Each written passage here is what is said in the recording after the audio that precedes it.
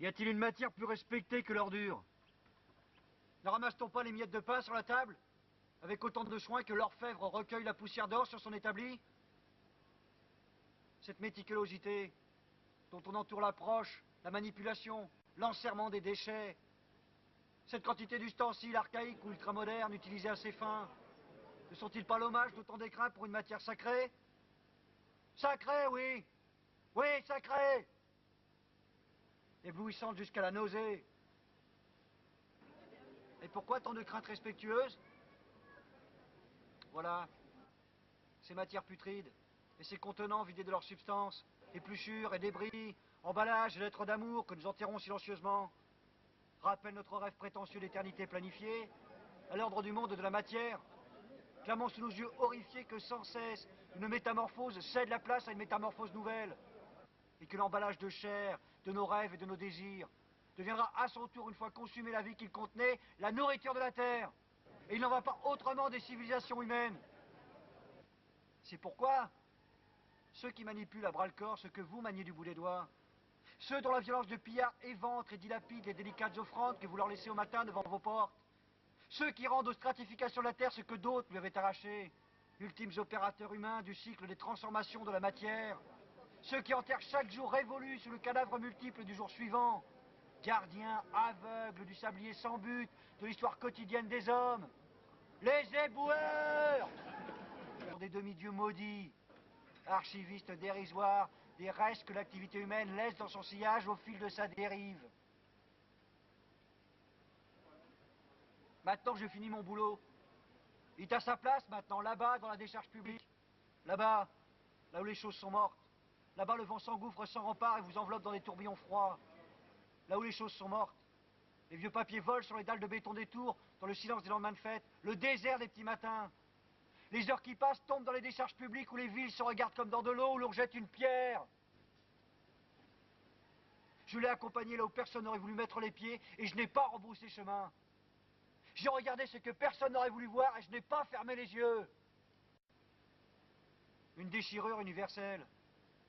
Une déchirure universelle. Une déchirure universelle. Des camions. Je vais vous raconter, vous n'en croirez pas vos oreilles, je vais vous raconter. Plein de camions. Énormes, noirs, menaçants. Des camions tels des brontosaures assoupis. Et soudain, des bruits de chaises renversées, de verres brisés, des cris. La porte s'ouvre, je la prends en pleine poire. C'est le grand soleil. Je me viande sur le même bras, la fracture se rouvre illico. En même temps, je sens le goût du sang, je vois une de mes dernières attiches qui rebondit sur le plancher. L'autre fariné n'a rien vu. Il bondit, il se prend les pieds dans mes jambes, il fait un grand bond, mais c'est trop tard. Il atterrit de talon en avant sur mon épaule valide. Ça s'enfonce, j'entends crac et puis boum. C'est son crâne dans le mur, il a trébuché sur mes cartilages, il n'a rien vu, rien senti. Moi, j'ai jamais été du genre à me plaindre. Et lui qui gambade. Le mec se jette sur une poubelle. Il commence à remplir ses bras tant qu'il peut avec le contenu, tant qu'il peut, systématique, sans trier, jusque sous le menton. Il empile ce qui vient de solide. Le reste, il bourre ses poches avec. Toujours il cause. Toutes ces matières qui tournent sans fin dans le corps, rouge et blanche, pour le maintenir vivant. Comment vivre avec tout ce sang, tous ces mots, ces gestes, ces regards qui tournent sans fin dans le corps? Comment vivre si toutes ces matières qui tournent sans fin dans le corps ne trouvent pas d'issue vers les autres?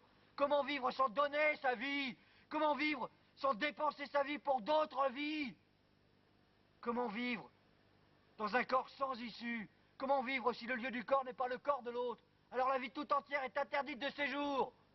Et tout ce sang, ces mots, ces gestes, ces regards qui tournent sans fin dans le corps sans issue, dans un corps sans issue. Il s'étale dans ses ordures. Il craigne ce qu'il peut, une boîte à œufs écrasée, un sac en plastique crevé, une vieille godasse pleine de spaghettis, une serpillière trempée de vomi séché. Il s'arrête encore dans quelques poubelles, on évite encore un quart de flic. Voilà la vie. Voilà la vie, moi je délire. Des versements de peau de chambre sur des versements de macabé, tas de bagnoles éventrées, déglutition autistique, je te cause pas, gougloutement des bidets, de la digestion grasse, métallique, matière plastique, plein la panse, bourré ras de la gueule ou bien les crampes d'estomac, ouais. À force de tenailler du vide comme les mains, à force d'agripper du vent et à la fin la main, là, la main posée sur le drap comme une grosse merde ou un coquillage, la main qui a arrêté le branchement de la machine et qui pèse avant l'euro par où l'âme se barre, Finalement, ultime digestion de rien du tout. Travailleur, terminus. Je trébuche. On enfonce jusqu'au genou dans une matière demi-solide. Je vous passe le détail.